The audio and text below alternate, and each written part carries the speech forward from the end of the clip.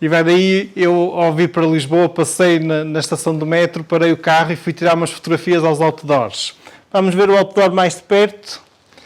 O exame da próstata custa, mas não tanto como a radioterapia. Não adie mais o exame, consulte o seu médico. Um conselho da Liga Portuguesa contra o Cancro. Não tinha só este, depois em baixo tinha os logotipos da Liga Portuguesa, claro, para dar importância e digamos, credibilidade. E ainda tinha outro outdoor, de um lado tinha o da radioterapia e ainda tinha este. O exame da próstata custa, mas não tanto como a quimioterapia. Não adie mais, tal, um conselho da Liga Portuguesa contra o Cancro. Isto é disease mongering. Isto é assustar as pessoas com a doença e promover exames, promover diagnósticos e promover, enfim, sabe-se lá o que mais. Mas daqui que realmente seja importante nós olharmos para a norma que aqui está. Foi publicada em 29 de dezembro de 2011, a fase de audição decorreu até 31 de maio de 2012, mas ainda não foi publicada a versão definitiva. Ou seja, ainda pertence àquele grupo de normas daquele lote inicial que, apesar de já ter ultrapassado a fase de audição e de discussão, ainda está por publicar a versão definitiva. O que é que nos diz a norma? A norma no número 1 diz-nos o seguinte: a determinação do PSA não deve ser prescrita para rastreio populacional de carcinoma da próstata. No número 2, a indicação major para a prescrição do PSA é na monitorização, ou seja, no follow-up de doentes com cancro da próstata após o respectivo tratamento. Até aqui, tudo bem. No número 3, é discriminada a periodicidade com que deve ser efetuado o PSA no follow-up desses doentes. 3 em 3 meses no primeiro ano após o tratamento, 6 em 6 meses desde o primeiro ano até aos 5 anos e depois, a partir daí, anual.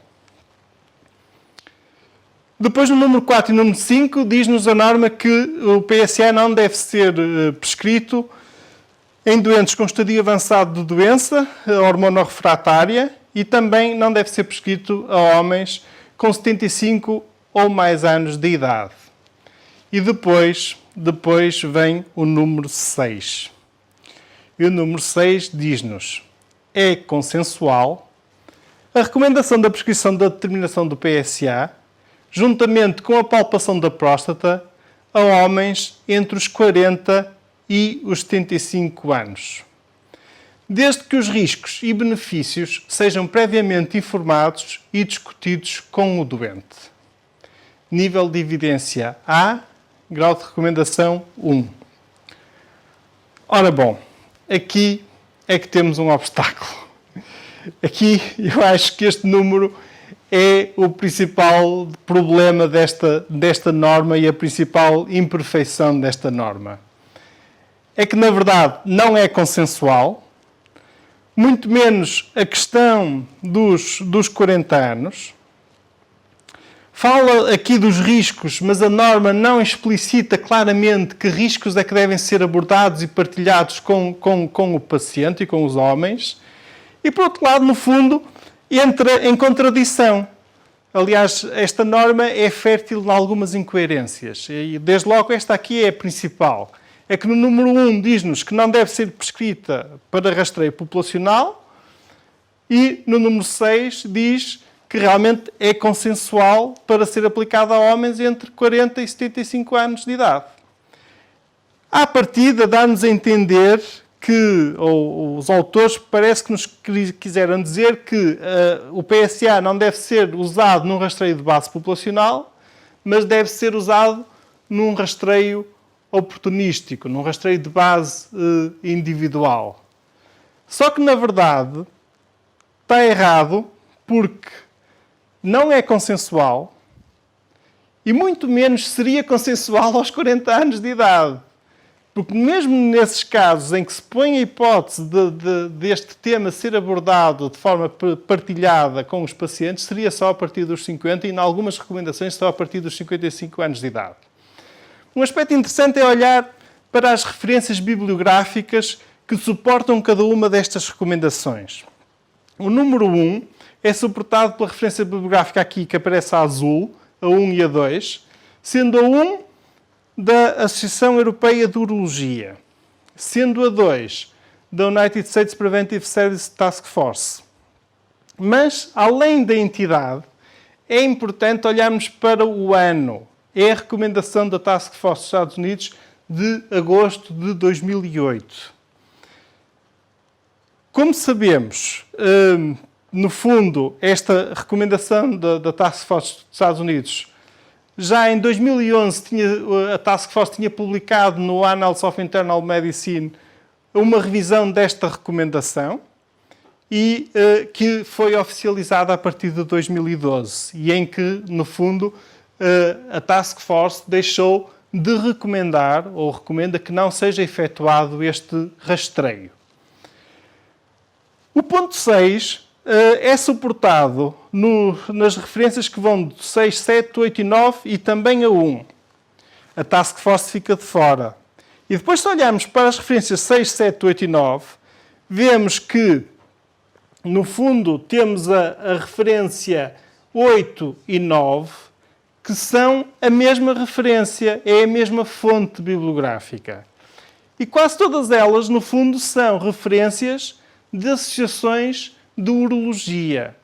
Eu não tenho nada contra associações de urologia, mas, na verdade, em normas de orientação clínica deste calibre e que vêm com esta carga de importância para a prática clínica e que, no fundo, até sabemos que os médicos vão ser avaliados, os médicos de Serviço Nacional de Saúde vão ser avaliados de acordo com os ditames destas normas de orientação clínica, é de supor que elas sejam fundamentadas não tanto em recomendações de associações de profissionais ou de sociedades científicas de certas especialidades, mas que sejam fundamentadas em revisões sistemáticas baseadas na evidência devidamente construídas, metodologicamente corretas e o mais imparciais possíveis. E refiro-me, por exemplo, a revisões tipo da Cochrane, que tem uma metodologia muito rigorosa e real e aberta, digamos, ou então, por exemplo, às revisões da própria Task Force dos Estados Unidos, que sabemos que é composta por um painel multidisciplinar, que sabemos a metodologia que usa nas suas revisões, porque tudo isso é público e tudo isso está ao nosso dispor e podemos consultar as revisões na íntegra. E, na verdade, as conclusões que aqui estão a ser tiradas destes statements, destas associações de urologia, não estão de acordo com a evidência científica atual, ou com a melhor evidência e a mais atualizada. Olhemos então um bocadinho agora para os riscos, os tais riscos que deveriam ser partilhados com os pacientes para eventualmente se prescrever o PSA. Esses riscos incluem os riscos da biópsia, e aí estão incluídos, por exemplo, possíveis infecções, a dor que o homem pode sentir ao ser submetido à biópsia, a própria ansiedade, eventuais falsos negativos, os riscos do tratamento, disfunção erétil, incontinência urinária, incontinência para as fezes, e os riscos de overdiagnosis, ou de diagnóstico desnecessário. No fundo, nós sabemos que o cancro da próstata é uma patologia muito frequente. Sabemos também que os nossos pacientes, e se calhar por culpa nossa médica, se calhar mais dos colegas de urologia do que nossa ou não, mas sabemos que o PSA é realmente um rastreio popular e sabemos que os homens vêm muitas vezes ter connosco e pedir-nos este rastreio. Mas, no fundo, atualmente temos evidência que nos permite olhar se faz sentido e até que ponto é que trazemos mais dano aos nossos pacientes ao fazer este rastreio do que benefício. E hoje em dia, claramente, as coisas começam a apontar no sentido de mais dano do que benefício. Mas vale a pena olhar aqui para este gráfico que nos mostra a mortalidade e a incidência do cancro da próstata nos Estados Unidos.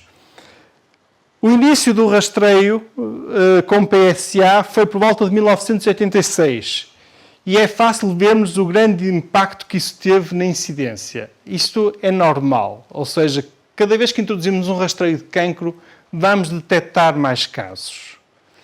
Só que esse não é o objetivo principal de um rastreio. O objetivo principal de um rastreio de cancro é diminuir a mortalidade por aquele cancro. Caso contrário, nós estamos sujeitos ao diagnosticar, se não conseguimos diminuir a mortalidade, estamos sujeitos a provocar mais dano. Desde logo porque vamos diagnosticar casos desnecessariamente.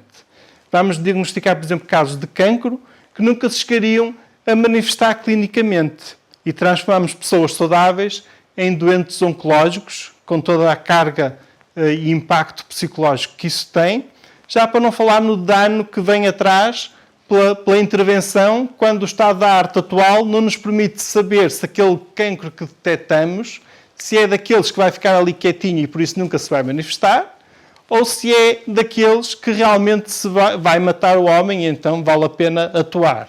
E na prática acabamos por depois atuar em todos e daí depois o dano para a qualidade de vida da pessoa.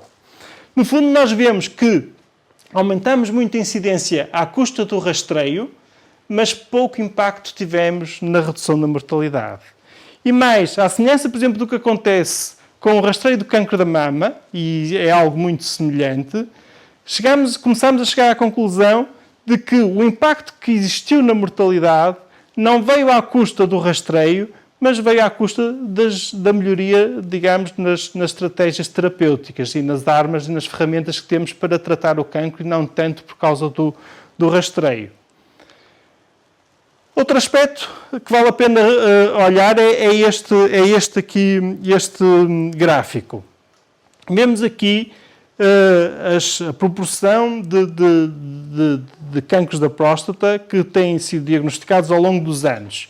E o que é que nos apercebemos? Apercebemos que, no fundo, quando o rastreio foi introduzido, a partir de 86, o que aumentou foi o número de cancros da próstata localizados à própria próstata. Esse, digamos, foi o número de cancros que mais passou a ser diagnosticado à custa do rastreio. Ora, com o rastreio o que nós queríamos era, sobretudo, diminuir os outros ou detectar os outros.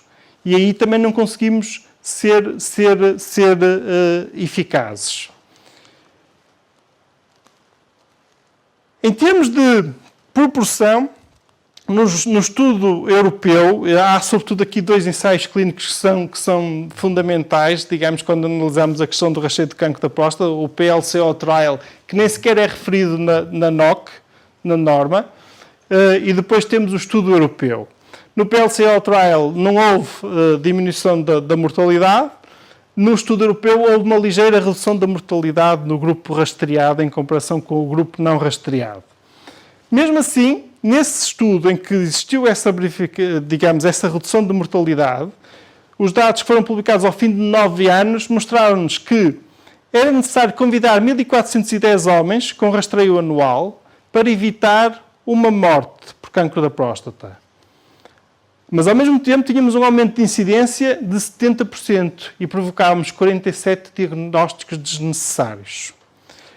Depois, passado 2 anos, foi apresentada, digamos, os dados atualizados relativos já ao seguimento do estudo por 11 anos, e aí temos que, por cada 1.055 homens convidados, evitamos uma morte, mas com 37 diagnósticos desnecessários. No fundo, é este o trade-off, é esta a balança. Salvamos uma vida em 1.055, mas vamos prejudicar 37 homens. Alguém dizia que fazer um rastreio ou submeter-se a um rastreio de cancro é um pouco semelhante a jogar na lotaria ou a jogar no Euromilhões. Quem disse isto foi um colega nosso, o Dr. Gilbert Welch, que publicou este artigo de opinião no New York Times e que diz: "You have to gamble on your health. E diz-nos mais: Screening is like gambling. There are winners and there are losers. And while the few winners win big, there are a lot of more losers.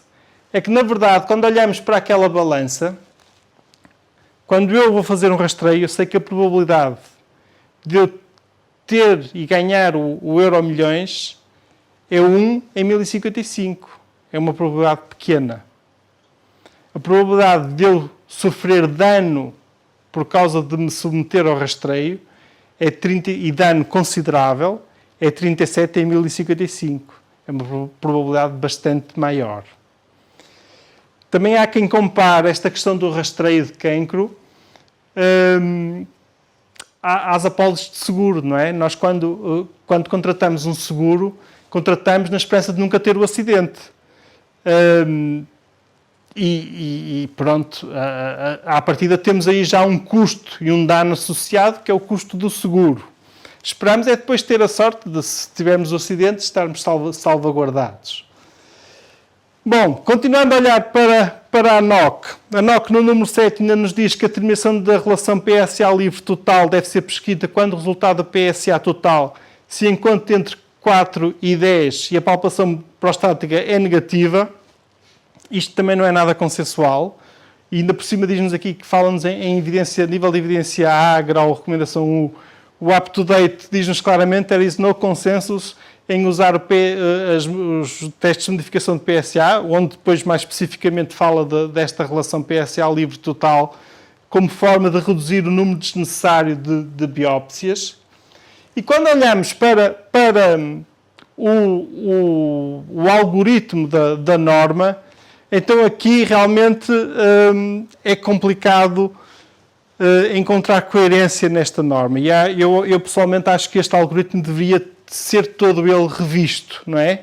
Porque temos o número 1 da norma que nos diz que não se deve efetuar este rastreio, depois temos o número 6 que diz que é consensual, desde que haja informação, no fundo, informação sobre os riscos e os benefícios, mas nada disso está aqui. Olhamos para este algoritmo e diz assim, prescrição de PSA. E depois dá a entender que prescreve-se o PSA e a seguir se vai fazer o toque retal. E depois, se o toque retal for positivo, biópsia. Se o toque retal for negativo, outra vez PSA. Isto está bastante confuso. Neste algoritmo falta a referência à decisão partilhada, à informação sobre os riscos e benefícios. Falta a referência, digamos, não tem suporte de evidência para esta decisão que depois coloca aqui no meio do algoritmo da percentagem de PSA livre. Fala aqui depois em controlo anual, sem que haja evidência para isso, conforme já vimos. Enfim, por exemplo, esta questão do PSA livre, isto nem sequer foi validado em ensaios clínicos randomizados. Por exemplo, no estudo europeu, isto não fez parte do protocolo do estudo europeu. E eu agora interrompi um bocadinho por aqui, depois ainda tenho aqui mais alguns slides para mostrar.